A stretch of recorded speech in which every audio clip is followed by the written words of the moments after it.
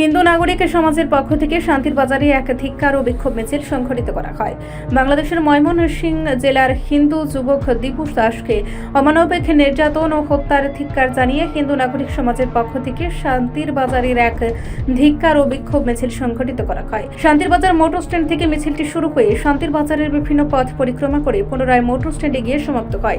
আজকের এই বিক্ষোভ মিছিলের মাধ্যমে বাংলাদেশকে হুঁশিয়ারি দেওয়া হয়। মিছিল শেষে সংবাদ মাধ্যমের মুখোমুখি হয়ে এই কর্মসূচি সম্পর্কে জানান সংগঠনের নেতৃত্বরা। মূলত আপনারা বিভিন্ন পত্রপত্রিকায় সোশ্যাল মিডিয়ায় দেখছেন বাংলাদেশের ময়মনসিংহ জেলায় যে দীপু দাস যে একটা গার্মেন্টসে কাজ করত, তাকে বিভিন্নভাবে নবীর উপর এলিগেশন লাগিয়ে বিভিন্ন প্রতিরোধ জানিয়ে ওনাকে যেভাবে জ্বালিয়ে এবং পুড়িয়ে একটা গাছের সাথে বাঁধিয়ে হত্যা করেছে। আমরা ইউনিট সরকারের বিরুদ্ধে এই প্রতিবাদ এবং এই বিক্ষোভ র্যালি আমরা ইউনিট সরকার এবং বাংলাদেশ সরকারকে জানান দিতে চাই যে এইভাবে যদি আমাদের হিন্দু সমাজের উপর আক্রমণ হয়, আমরা আগামী দিনে চুপ করে বসে থাকবো না, আমরা আমাদের মতো কাজ করব।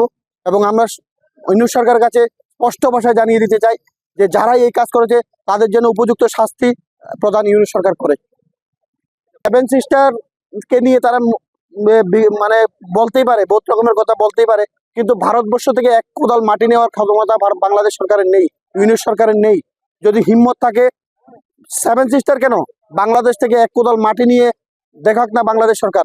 যাদের ঘরে চাল নেই, ইলেকট্রিক বিদ্যুতের বিল দিতে পারছে না, ওরা আবার ইন্ডিয়াকে দখল করবে না, সেভেন সিস্টার দখল করবে।